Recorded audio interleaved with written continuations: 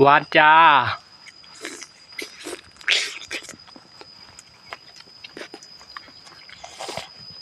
เห็นว่าโตนะ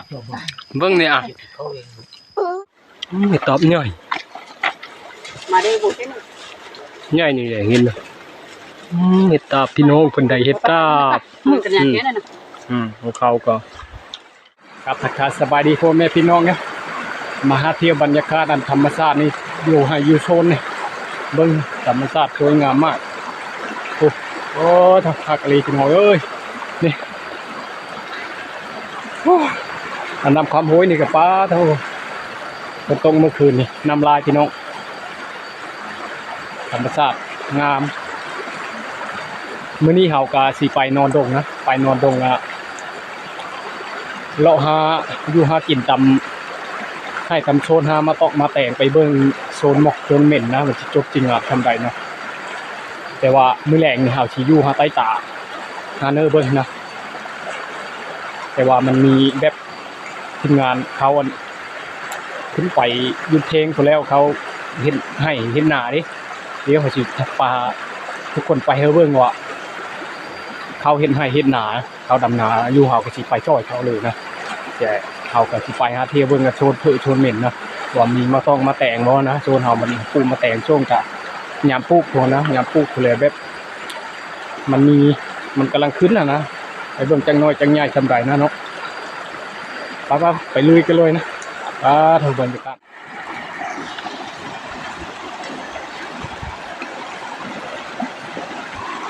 น้ำลายพี่น้องน้ำลายเข้าไปเล่นงูเล่นควายนะฮะ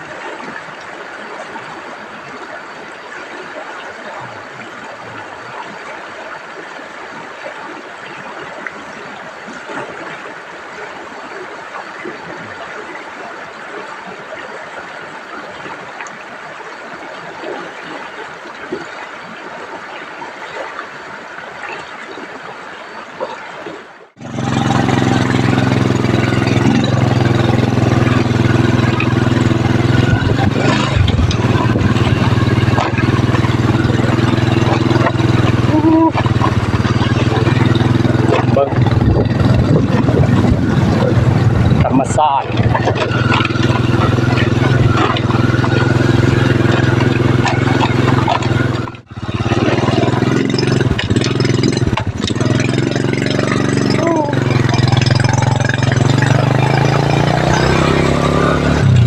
เบิ้งพี่น้องปีสปาเนี่ยผ่านมาเลย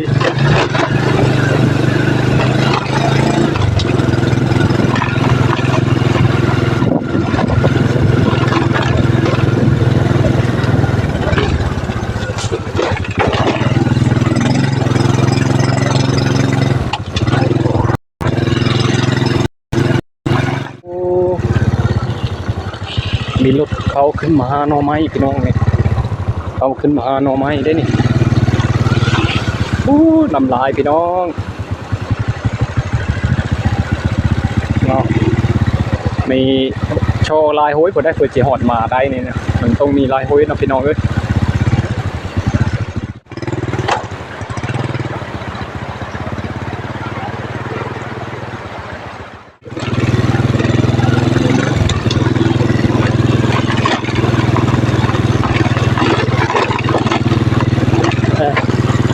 ตัวงูตัวควายนี่เขาเอางูควายขึ้นมาเลี้ยงลายนะพี่น้องนะ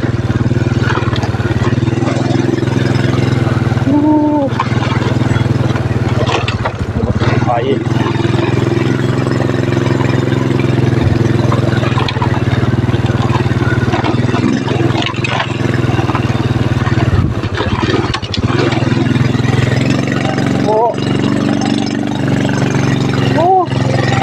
คนอยากเลย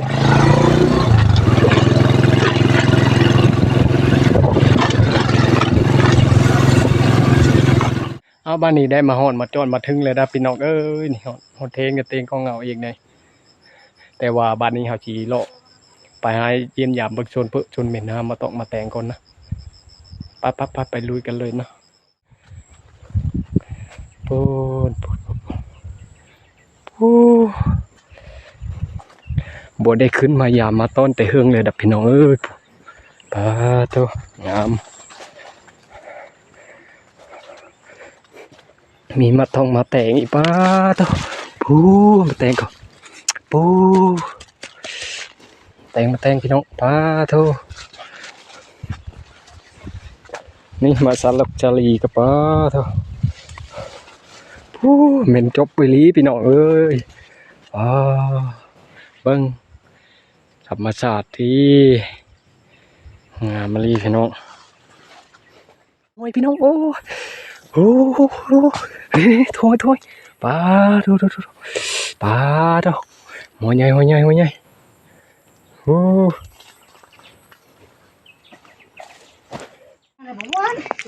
จงเสียเลย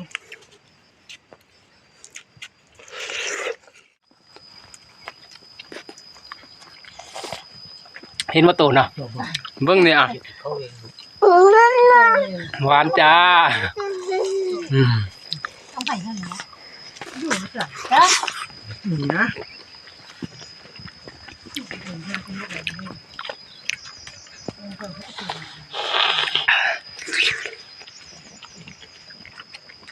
หวานจ้าหวานตัวหวานเลยเนี่ยแซ่บเลย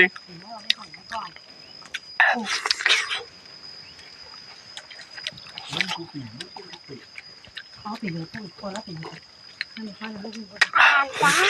แล้วน้องฟ้าเห็นลูกฟ้าลูกมือเต็มลูกมือจะกินพูดมันแดงจริงเนาะเห็นรู้มันแดงกว่าออดอกอ่ะ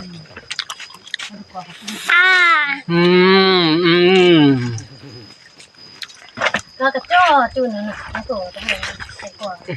ลุงใช่ใช่เบิ่งกว่ารถไทยก็มีอยู่คุดเอานี่ผักลีเห็ดปล่อยพอดีชาวนาอยู่รถไทยก็มีคือบ่เอาลงไม่ยอมลงยังก็จมผูกไทยก็อยู่แต่ผูกเพื่อน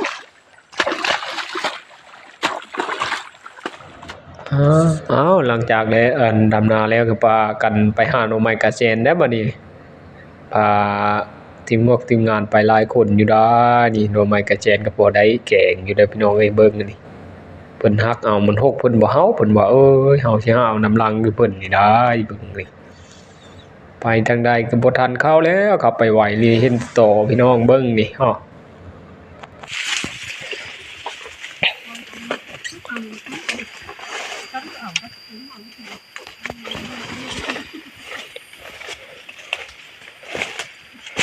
อยู่นะพี่น้องเอ้ยนะจะพอได้กินอยู่ดอกมื้อนี้นะเบิ่งหมุนหาเบิ่งบาดนี่หมุนเข้าเลยได้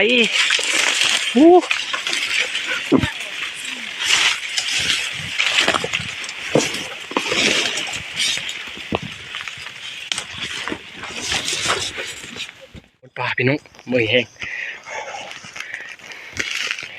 หน่อไม้กระแสนกินมันเหี่ยวมันแล้วนี่ตัวใหญ่ก็อยู่ได้นี่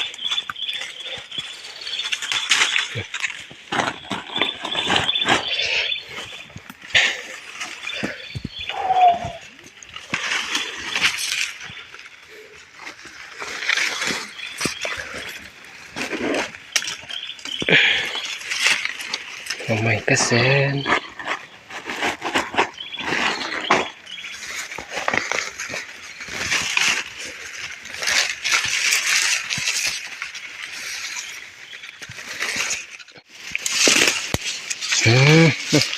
หิวชุ่มมาเลยนี่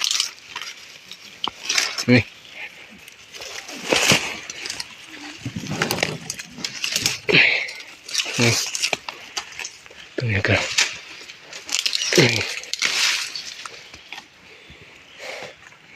กี่ยวมด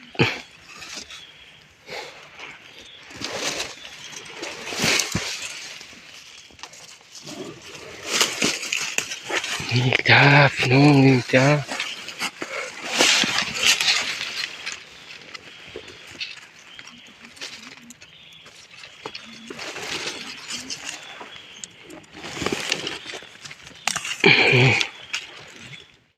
ไม่ตอบง่าย